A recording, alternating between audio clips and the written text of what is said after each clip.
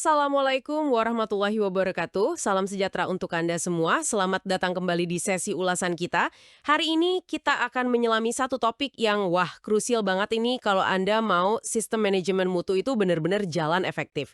Topiknya adalah memahami konteks internal organisasi. Sumber kita kali ini adalah buku panduan yang praktis banget, disusun oleh praktisi industri langsung Bapak Dede Heri Suryana. Judulnya Panduan Lengkap ISO 9001-2015 Klausul 4.1, memahami konteks organisasi secara praktis. Nah, fokus kita spesifik ke bab 3, faktor internal, kekuatan dan kelemahan yang harus dipetakan. Kenapa ini penting? Ya ibaratnya kita perlu kenal diri sendiri dulu lah sebelum melangkah lebih jauh. Memahami isi rumah kita ini jadi fondasi SMM ISO 9001 versi 2015 yang kokoh. Oke, mari kita bedah bareng ya. Apa aja sih yang perlu kita perhatikan menurut panduan ini? Oke, bagian pertama di buku ini langsung to the point ya. Kenapa sih kita mesti repot-repot memetakan faktor internal? Kan kita kerja di sini tiap hari, masa nggak tahu kondisi perusahaan sendiri? Tapi panduan ini menegaskan, faktor internal itu segala sesuatu di dalam kendali kita yang bisa jadi pendorong atau malah yaitu penghambat tercapainya sasaran mutu. Betul sekali. Dan seringkali, pemahaman kita itu nggak sedalam yang kita bayangkan loh. Bapak Dede di panduannya menekankan banget. Ini tuh bukan sekedar formalitas administratif ya. Bukan cuma buat centang-centang klausul ISO 1901 versi 2015. Ini latihan strategi sebetulnya. Kalau kita nggak jujur lihat kekuatan dan kelemahan kita, upaya perbaikan mutu bisa salah sasaran. Atau malah, ya, sia-sia.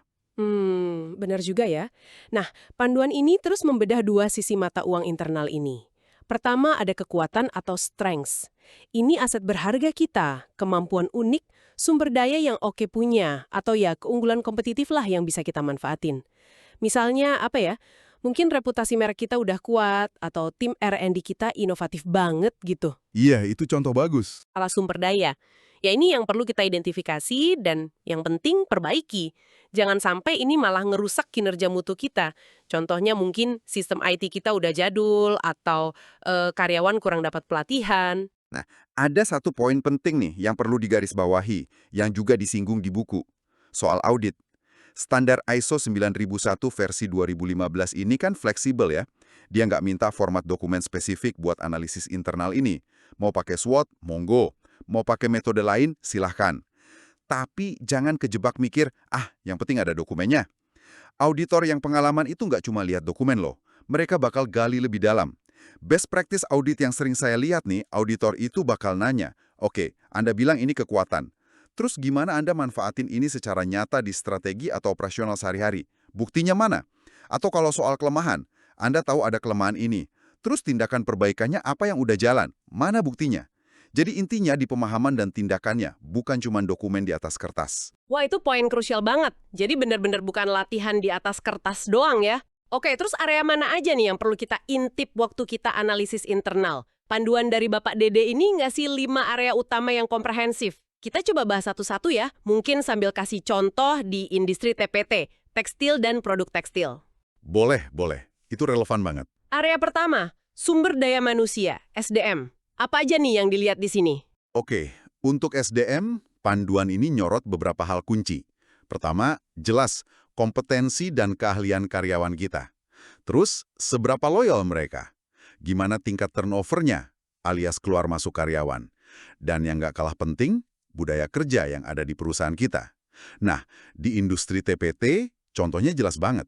Kekuatan itu bisa jadi, misalnya, kita punya tim teknisi dyeing atau pencelupan yang senior, pengalamannya udah puluhan tahun, jago banget nyamain warna sesuai permintaan buyer yang paling rewel sekalipun. Itu aset banget. Tapi di sisi lain, kelemahan yang sering jadi penyakit di pabrik garment itu, misalnya turnover operator jahit yang tinggi. Wah, ini dampaknya langsung kemana-mana. Konsistensi kualitas jahitan susah, produktivitas naik turun, belum lagi biaya training terus-terusan. Iya, kebayang repotnya turnover tinggi itu sering jadi sinyal masalah lain ya biasanya. Oke, area kedua yang disorot buku ini adalah infrastruktur dan teknologi. Ini berarti kondisi fisik aset kita ya, mesin produksi, gedung, fasilitas lain, terus sistem IT juga, sama seberapa update kita sama teknologi. Betul. Di TPT, teknologi itu jantungnya lah bisa dibilang. Kekuatan Anda mungkin Karena baru investasi mesin tenun, weaving otomatis terbaru dari Eropa. Super cepat, minim cacat. Mantep kan? Tapi mungkin di lini finishing, kita masih pakai mesin tua warisan zaman kapan gitu. Yang sering rewel, boros energi, kualitasnya juga kadang nggak stabil. Nah, ini kelemahan.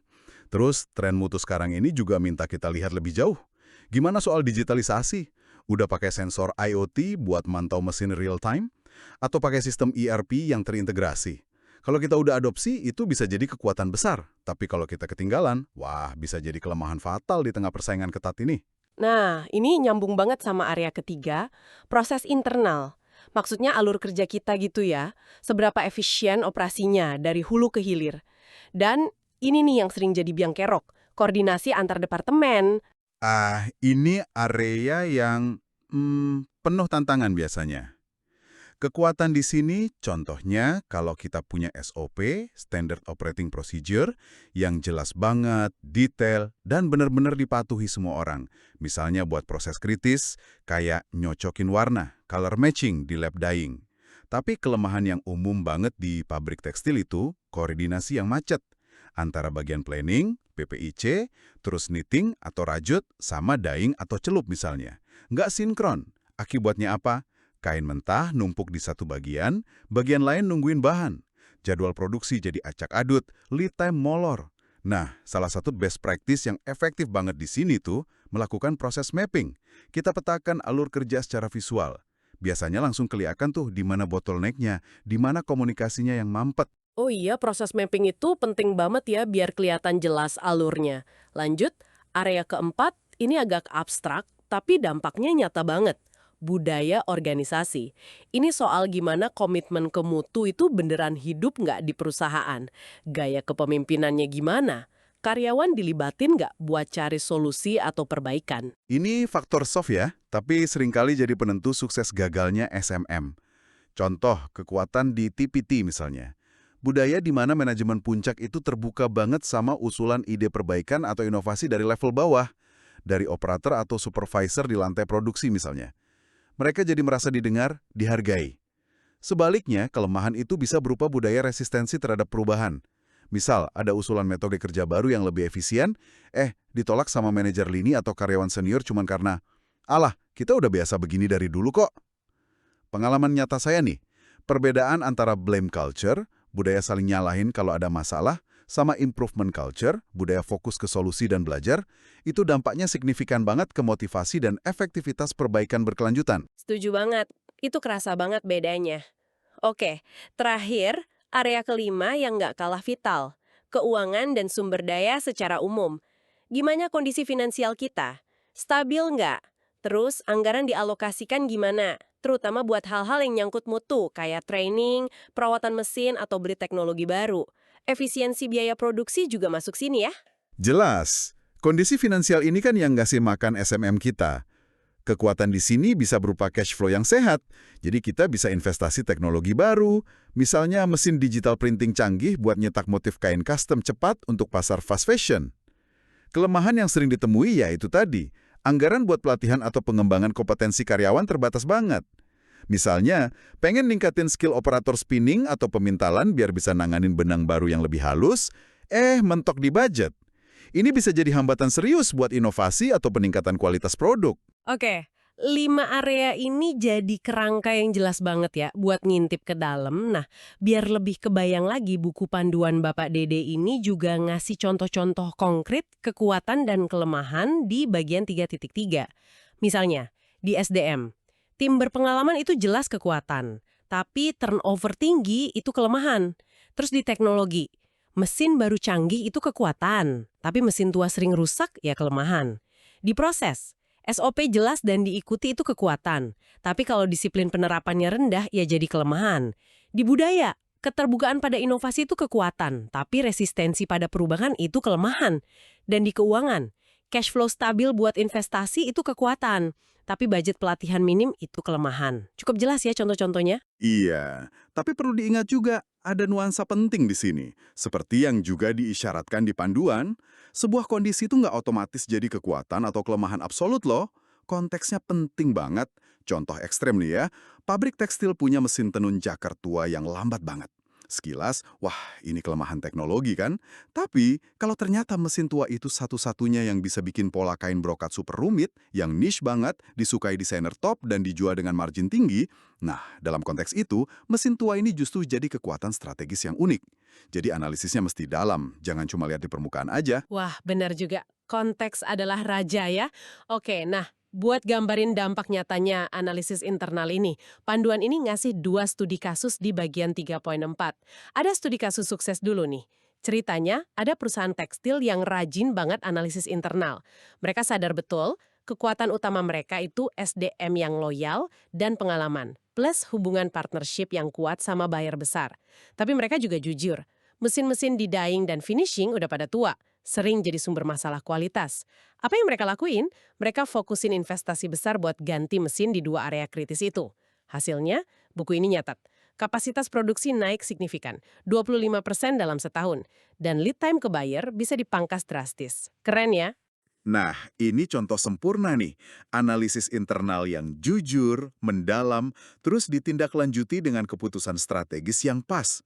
Mereka nggak nyebar investasi kemana-mana, tapi fokus ke area yang paling ngefek berdasarkan pemahaman internal mereka. Analisisnya jadi dasar aksi nyata, bukan cuma laporan di laci. Sayangnya, ada juga sisi sebaliknya ya, studi kasus gagal. Ini cerita perusahaan lain yang sebenarnya tahu mereka punya masalah serius. Turnover operator tinggi banget, analisis internal udah nunjukin ini kelemahan utama. Tapi entah kenapa, manajemen nggak anggap ini prioritas. Nggak ada tindakan perbaikan yang berarti. Akibatnya fatal. Meskipun udah pegang sertifikat ISO 901 versi 2015, keluhan pelanggan soal kualitas jahitan, defek lain, malah nambah. Kenapa? Ya karena lantai produksi terus diisi operator baru yang belum kompeten. Sering bikin salah. Waduh, pelajaran dari kasus gagal ini jelas banget dan ditekankan sama Bapak Dede di panduannya. Kelemahan internal yang dibiarin, sekecil apapun awalnya, itu bisa kayak kanker loh. Pelan-pelan ngerogotin kekuatan lain yang kita punya.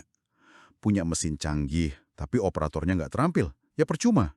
Punya hubungan baik sama buyer, tapi kualitas produk anjlok. Wah, hubungan itu bisa rusak. Pengalaman saya, tingginya turnover itu seringkali cuma puncak gunung es.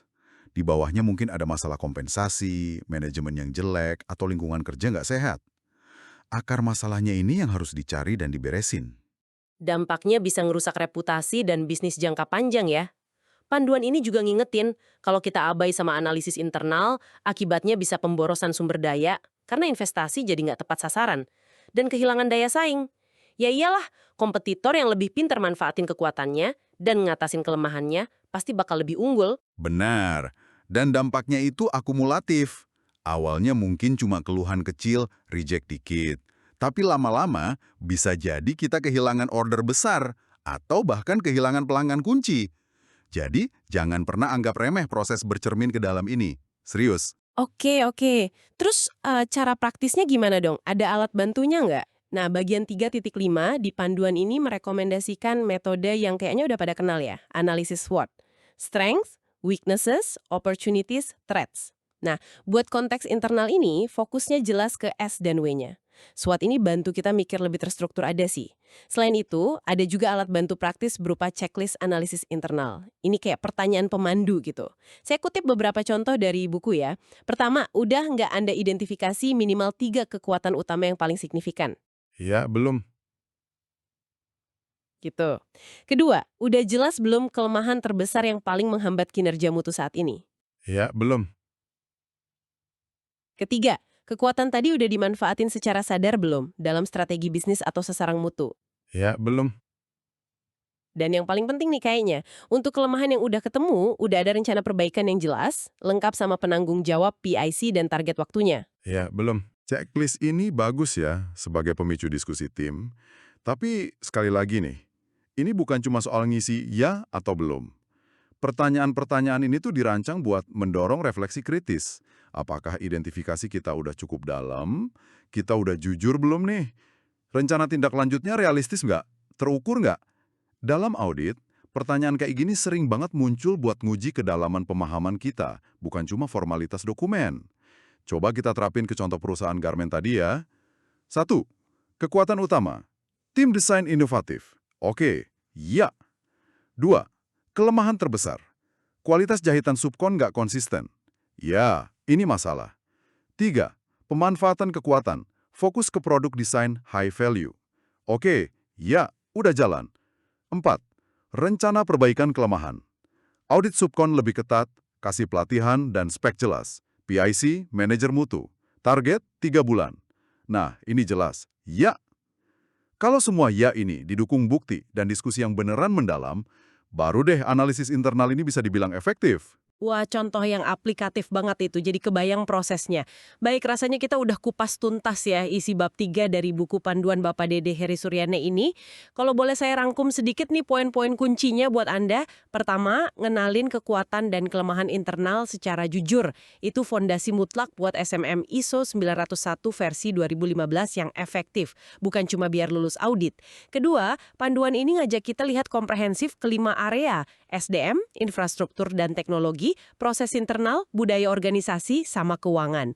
Ketiga, analisisnya mesti pakai fakta dan data, jangan asumsi. Dan yang paling penting, harus ada tindak lanjut nyata. Entah itu buat nguatin yang udah bagus, kekuatan, atau perbaiki yang kurang, kelemahan. Keempat, kalau kita cuekin proses ini, risikonya besar ke kualitas, efisiensi, dan ya, posisi kita di pasar. Mungkin saya tambahin sedikit ya, tips aplikatif berdasarkan ulasan kita tadi. Pertama, libatkan tim lintas fungsi pas analisis. Jangan cuma kerjaan satu orang atau satu departemen. Perspektif yang beragam itu kaya banget insight-nya. Kedua, lakukan prioritisasi. Jangan cuma bikin daftar panjang. Dari sekian banyak kelemahan, mana yang paling urgent? Mana yang harus segera ditangani? Dari kekuatan, mana yang paling strategis buat dipoles biar jadi keunggulan nyata? Ketiga, jadikan analisis konteks internal ini agenda rutin. Misalnya dibahas pas tinjauan manajemen. Jangan cuma setahun sekali pas mau audit. Kondisi internal itu kan dinamis, berubah terus. Nah, ini khusus buat Anda di TPT, ada tren penting nih. Masukkan isu keberlanjutan atau sustainability dalam analisis internal Anda. Gimana praktik penggunaan air, energi, bahan kimia, pengelolaan limbah Anda? Udah jadi kekuatan belum? Misalnya efisien, ramah lingkungan, sesuai standar bayar global. Atau jangan-jangan ini malah kelemahan tersembunyi yang bisa jadi bom waktu soal regulasi atau tuntutan pasar. Ini udah jadi bagian nggak terpisahkan dari manajemen mutu modern loh. Wah, tips yang sangat relevan dan praktis itu. Terima kasih banyak. Dan terima kasih juga untuk Anda yang sudah menyimak ulasan bab 3 dari buku panduan. Panduan lengkap ISO 9001-2015, klausul 4.1, memahami konteks organisasi secara praktis karya Bapak Dede Heri Suryana ini. Memahami isi rumah kita, kekuatan dan kelemahan internal memang langkah fundamental ya. Tapi pandangan kita belum lengkap nih kalau cuma lihat ke dalam. Kan organisasi nggak hidup di ruang hampa. Nah, setelah kita berhasil memetakan kondisi internal, langkah logis berikutnya ya lihat lingkungan sekitar. Peluang apa sih yang bisa kita raih? Ancaman apa yang perlu kita waspadai dari luar sana? Gimana tren pasar, teknologi eksternal, regulasi pemerintah, atau langkah kompetitor bisa ngefek ke kita? Inilah yang akan kita kupas tuntas di ulasan berikutnya mengenai bab 4. Faktor eksternal, peluang dan ancaman dari lingkungan bisnis. Pastikan Anda nggak ketinggalan ya, biar pemahaman konteks organisasi sesuai ISO 9001 versi 2015 jadi utuh. Demikian ulasan kita kali ini, semoga memberikan pencerahan dan juga inspirasi praktis buat Anda semua. Terima kasih banyak atas waktu dan perhatian Anda. Wassalamualaikum warahmatullahi wabarakatuh.